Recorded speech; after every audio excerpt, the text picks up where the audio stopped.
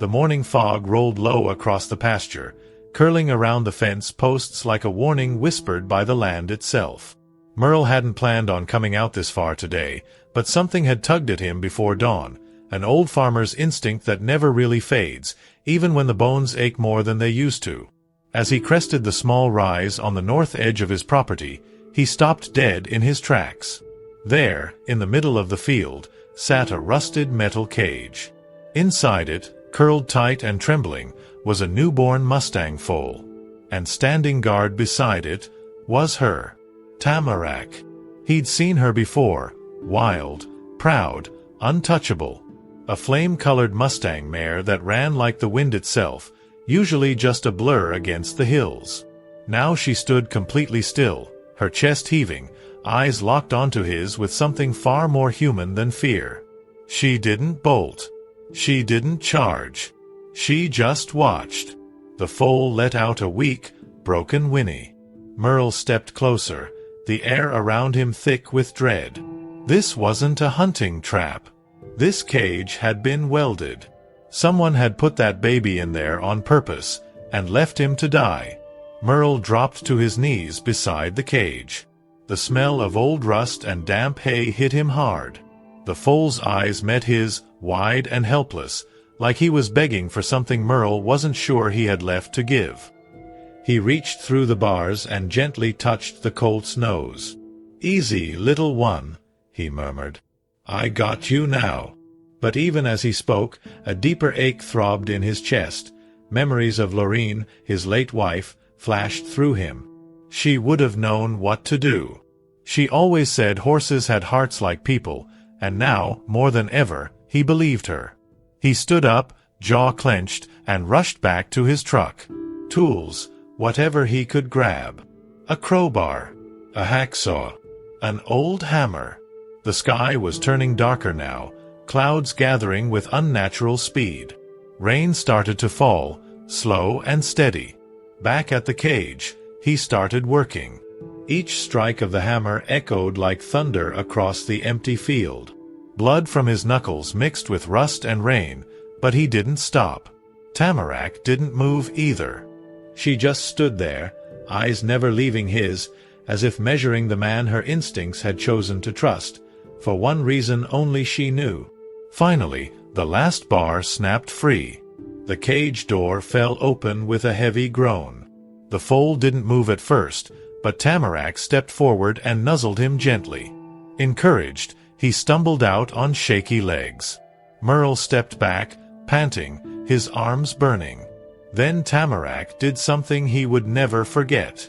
She turned to him, slowly, deliberately, and looked him straight in the eye. Not with fear. Not with aggression. With something deeper. Something that felt like recognition. And then, in one small, unexpected gesture, she left Merle standing there, completely shaken, as if the land itself had whispered something only his soul could hear. Merle stood there long after Tamarack and her foal disappeared into the misty tree line. The rain had soaked through his flannel shirt and run in rivulets down his back, but he didn't feel cold. His hands, stained with rust and blood, hung useless at his sides. He wasn't just staring into an empty field, he was staring into himself. Something about the way that mare had looked at him. It wasn't just a thank you.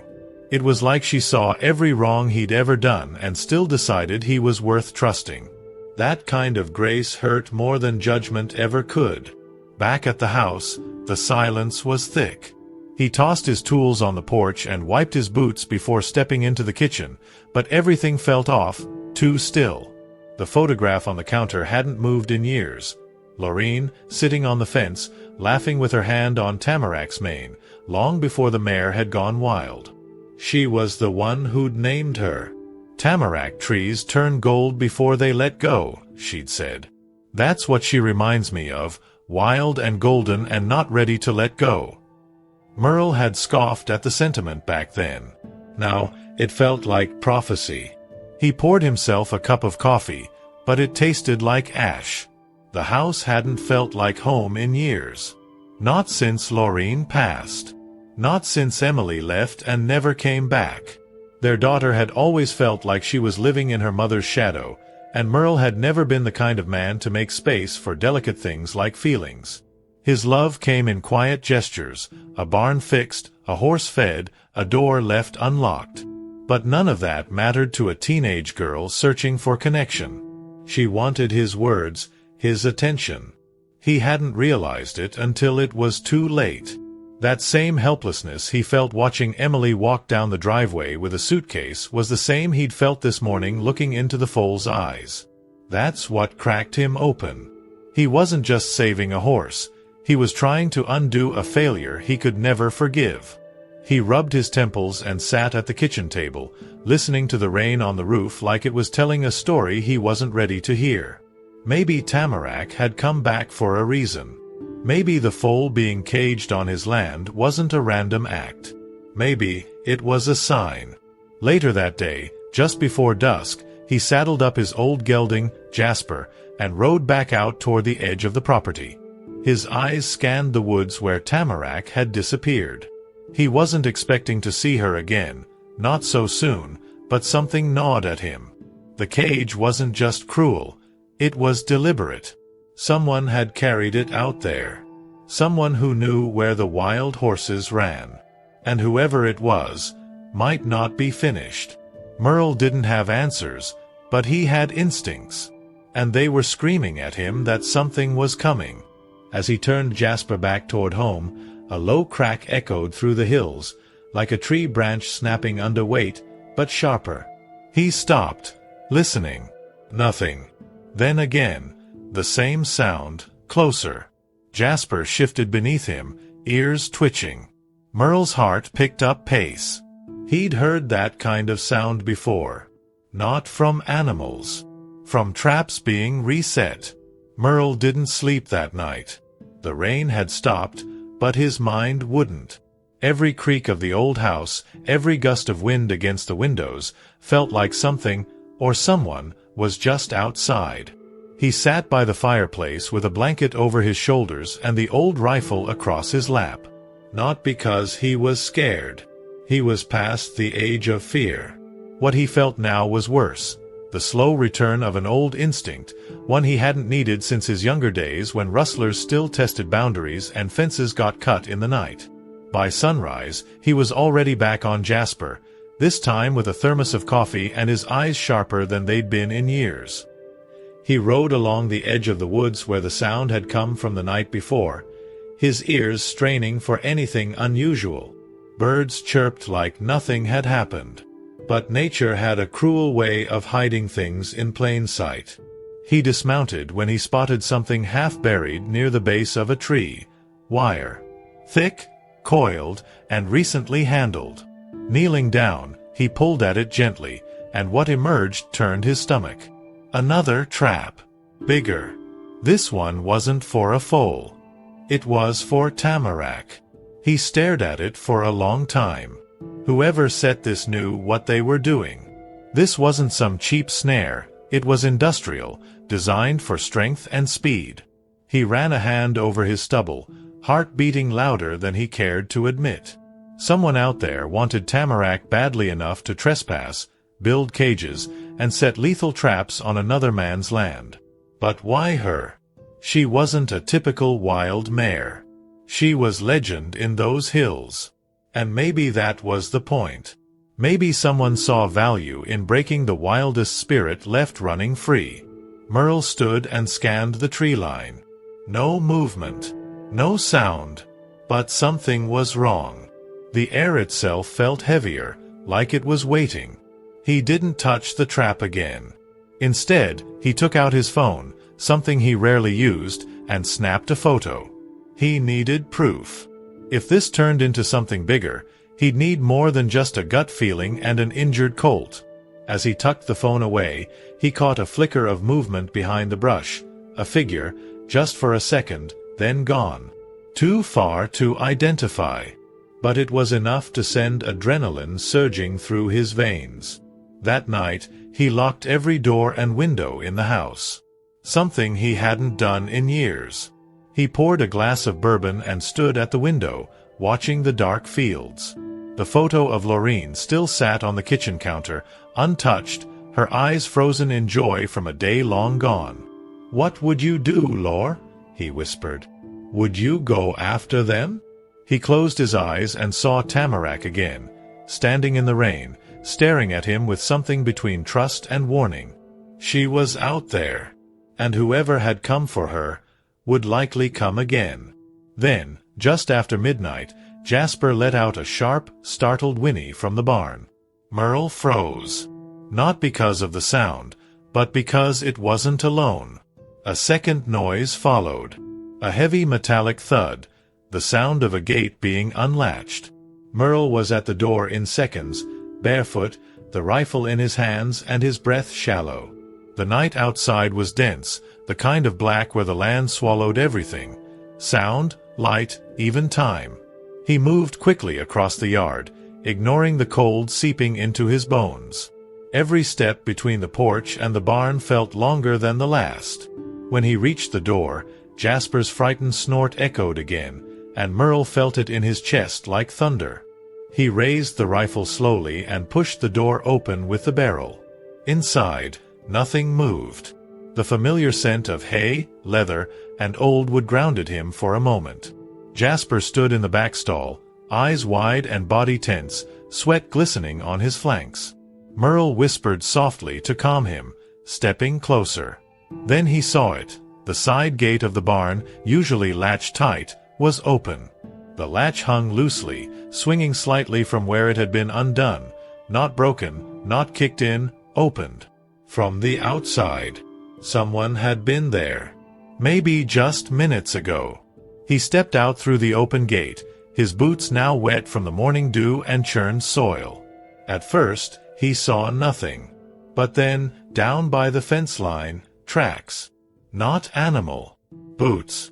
Heavy ones. Deep enough to suggest someone carrying weight, maybe dragging something. They led toward the tree line and vanished into the underbrush. Merle's hands tightened on the rifle. He was being watched. Or worse, tested.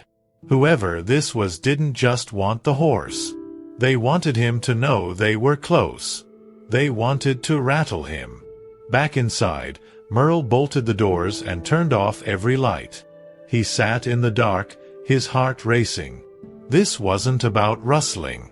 This wasn't some drunk local after a wild mustang for bragging rights. This was personal, intentional, and far from over. He thought about Tamarack and her foal. Where were they now? Had they found safety in the hills? Or were they being hunted again, this time with more than traps? Merle couldn't protect them from the house. He had to act. But he also couldn't do it alone. The next morning, with no sleep behind him, he made the drive into town, something he rarely did. He parked outside the sheriff's office, still unsure if anyone would take a story like his seriously. But Sheriff Lyle Prescott was an old friend, and if anyone would listen, it was him. Merle laid it all out. The cage, the traps, the figure in the trees, the open gate. Lyle didn't interrupt. Just listened, arms crossed, eyes narrowed. When Merle finished, the sheriff leaned back and said, "You sure it's not just some teenagers messing around?" Merle shook his head. Teenagers don't weld cages.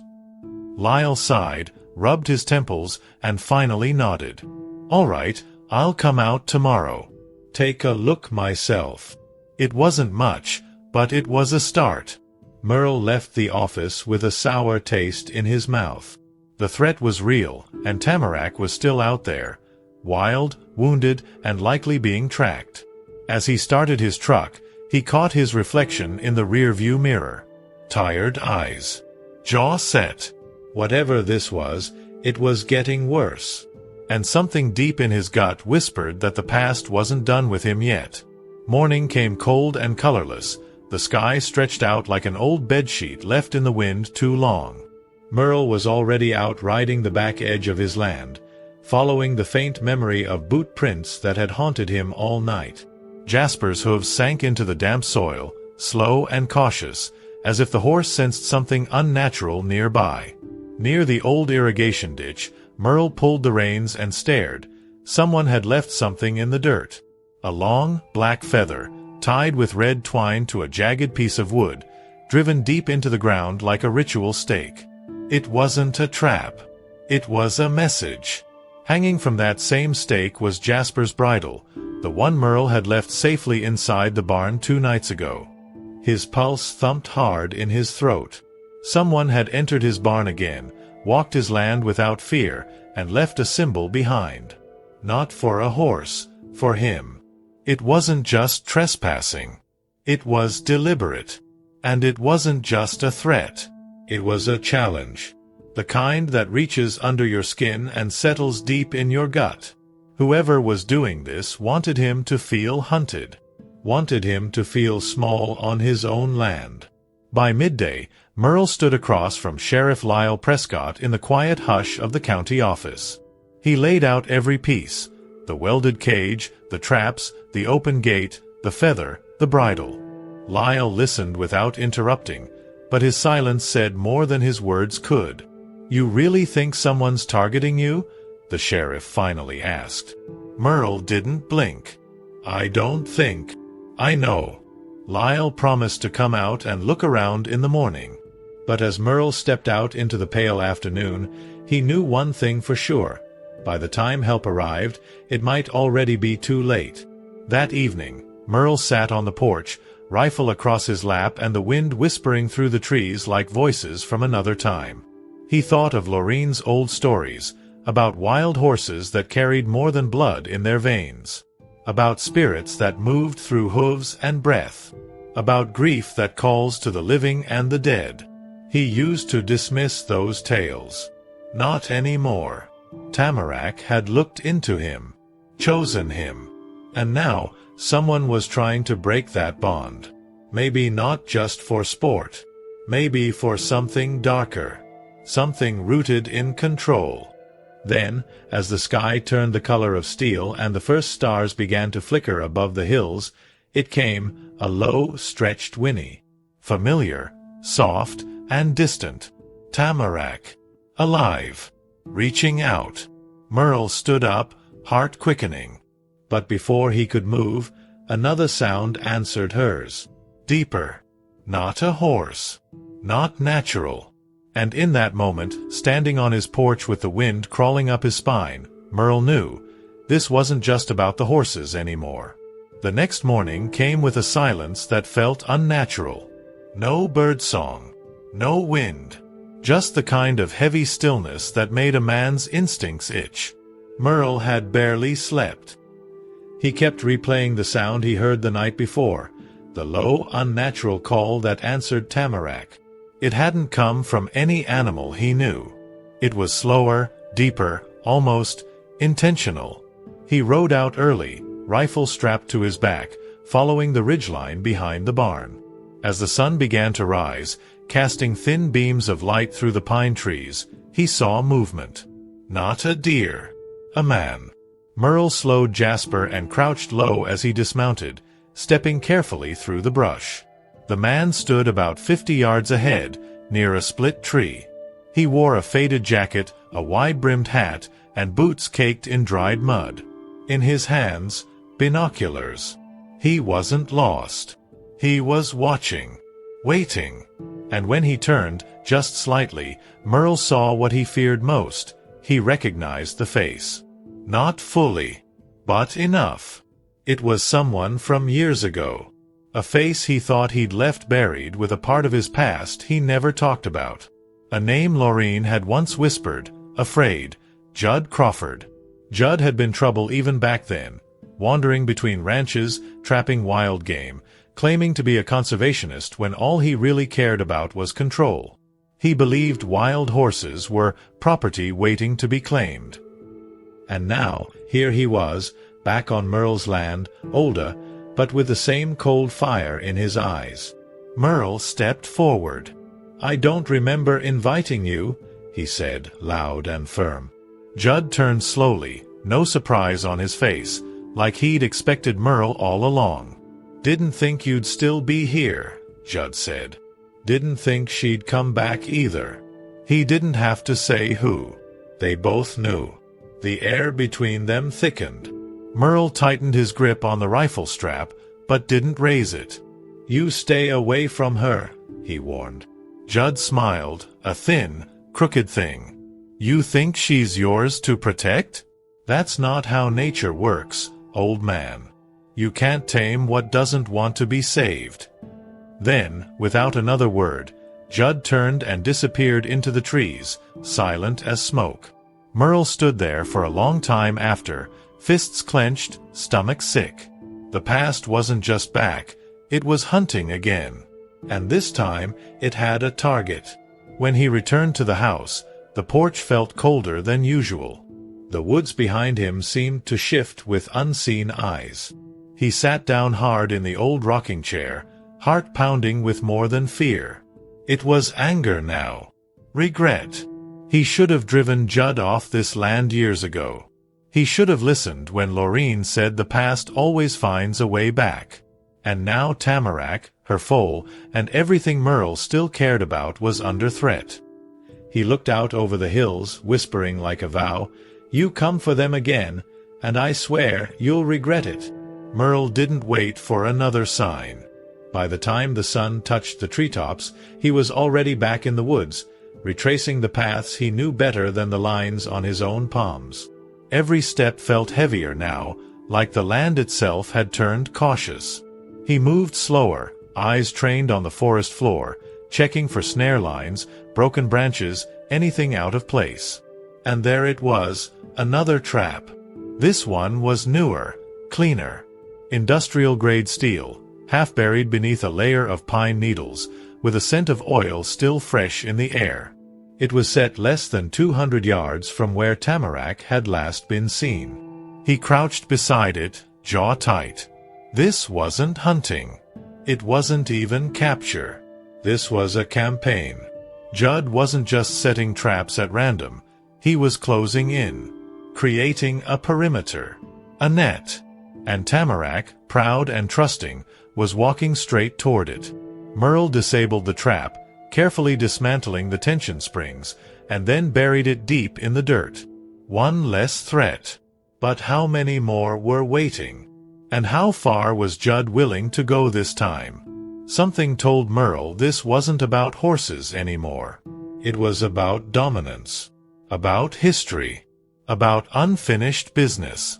On his way back toward the pasture, Merle spotted fresh tracks, not hoofprints. Boot prints again. Smaller than Jud's. Lighter. Someone else was on the land. At first, he thought it might be Lyle, finally coming to check the place. But these tracks moved too lightly, too deliberately. They led toward the ridge where the old lookout tower used to stand before it burned down years ago. Merle followed them halfway before stopping. Something didn't feel right. It was as if the forest itself was warning him to stay back. He turned around, unease gnawing at him. Back at the house, he opened the old cabinet beneath the stairs. The one he hadn't touched since Laureen passed. Inside, wrapped in flannel and dust, was a leather-bound journal, Laureen's. She had always written things down. Weather changes, birth dates of foals, strange dreams. As Merle flipped through the pages, one note stopped him cold. Saw Jud near the creek again. Said he wanted to buy Tamarack. Said wild blood needs to be claimed. Didn't like the way he looked at her, or at me. The date was from over 15 years ago. Merle closed the book slowly, heart thudding. Jud's obsession. It had started long before he realized. That night, as the wind swept over the hills and the house creaked in its bones, Merle sat by the barn door, rifle in hand. Tamarack hadn't returned. The foal hadn't been seen since the rescue. And Jud Crawford was somewhere out there, laying steel in the shadows, rewriting the same story Merle had ignored for too long. But now, there'd be no more silence. No more waiting. The next time Merle saw movement in the woods, he wouldn't speak first. He'd aim. The scream of a horse cut through the early dawn like a blade. Merle was on his feet before his mind had even caught up, boots hitting the dirt hard as he ran across the field toward the sound. His breath came fast, rifle slung tight against his back. As he crested the ridge near the north pasture, the world seemed to fall away beneath him. Blood stained the grass in long streaks. Hoofprints scattered wildly across the ground. And in the center of it all, Tamarack's foal, limping, dazed, and bleeding from a cut across its hind leg. Merle dropped to his knees, arms out, trying to calm the terrified colt. Tamarack was nowhere in sight. The foal's eyes were wide with panic, its chest rising and falling too fast. Around them, pieces of a shattered trap lay twisted in the grass, snapped metal, bent claws. Tamarack must have triggered it trying to protect her young. She'd taken the hit. She'd led the danger away. Merle felt his throat tighten, rage climbing up into his chest like fire. Jud hadn't just crossed the line. He was hunting with purpose now. And Tamarack was the prize. He wrapped the foal's leg with strips torn from his own shirt and coaxed it into standing. It leaned against him like it knew there was no one else.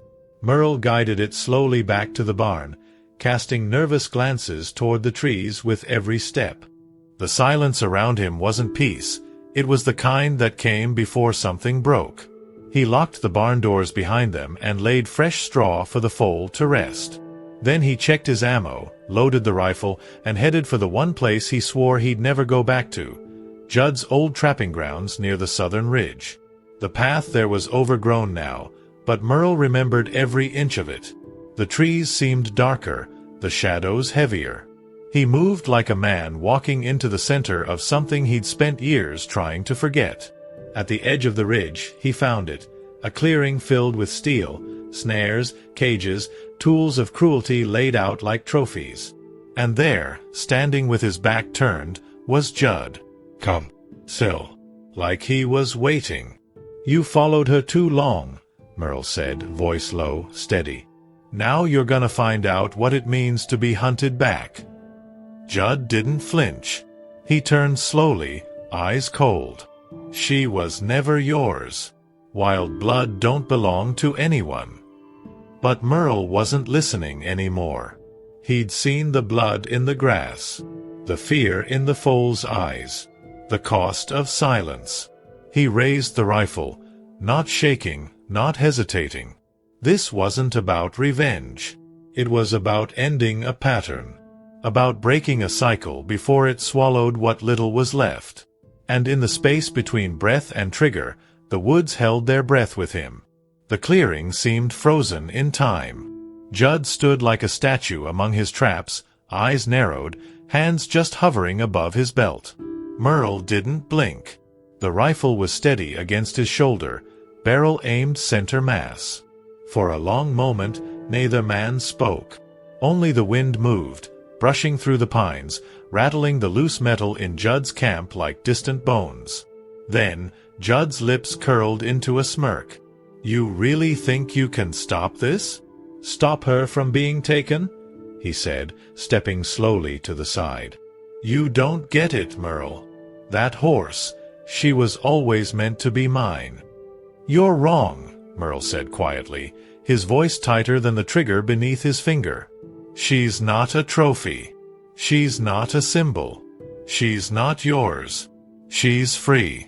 And that scares the hell out of you, doesn't it?" Jud's hand twitched near the knife at his hip. In a flash, he lunged sideways, hoping to use the stacked cages as cover. Merle fired. The shot cracked through the trees like a thunderclap, echoing across the ridge.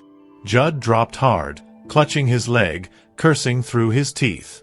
Blood soaked through his jeans, but he was still alive. Merle approached cautiously, rifle lowered but ready. Jud growled through the pain, "You don't have the guts to finish it." But Merle wasn't the same man who watched people walk away and stayed silent. He looked down at Jud, then at the traps surrounding them, and made a choice. "No.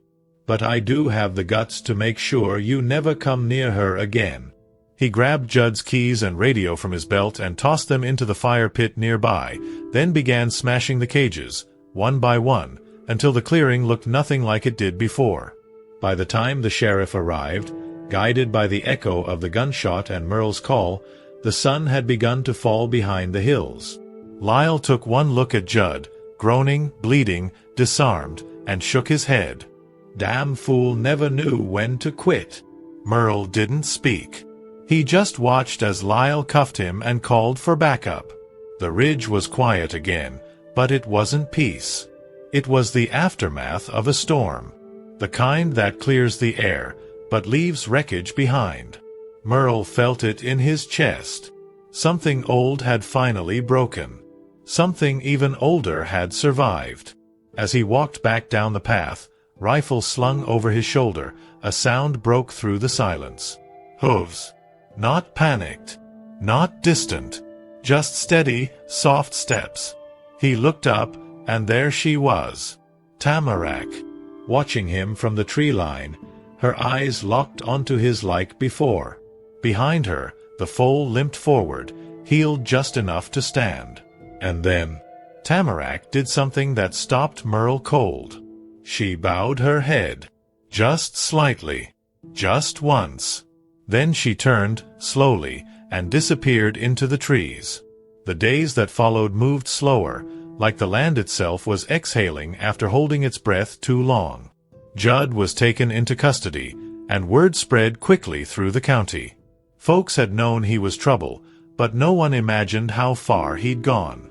Sheriff Lyle stopped by the farm twice in that first week, more to check on Merle than to talk law. Merle kept his answers short. There wasn't much to say.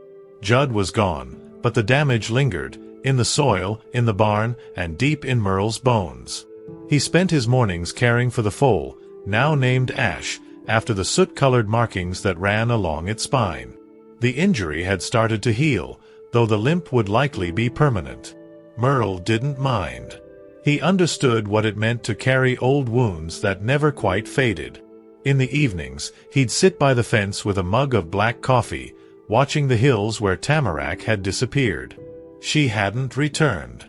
Not fully. But sometimes, just as the sun dipped behind the pines, he swore he saw her silhouette standing on the ridge, still watching. Still wild. One night, he opened Laureen's journal again. Flipping through the pages, he paused on a passage written in faded ink. If you love something wild, you don't cage it. You listen. You learn. And maybe, if you're lucky, it comes back to say goodbye. Merle read it twice, then closed the book and set it on the windowsill. The wind rattled softly through the screen. For the first time in years, the house didn't feel haunted. It just felt quiet. He built a small wooden marker out in the field, near the spot where he found the cage. Not a grave, no one had died there. But something had ended. Or maybe something had begun. He didn't carve words into the wood. Just a single, curved line etched with a pocketknife, a wave, a flame, a tail in motion. It didn't need explanation. It was for her. And for him. 1 week later at dawn, he stood on the porch, a thermos in one hand, watching the mist move low over the field. And there, just for a moment, he saw them. Tamarack and Ash, side by side, their shapes flickering between the trees. She turned once, her head tilted, ears alert, before vanishing into the wild like smoke. Merle smiled, not with his lips, but with something deeper. Something healed. She had come back, not to stay, but to show him he didn't need to hold on anymore. He tipped his hat, whispered, "Thank you," and walked back inside.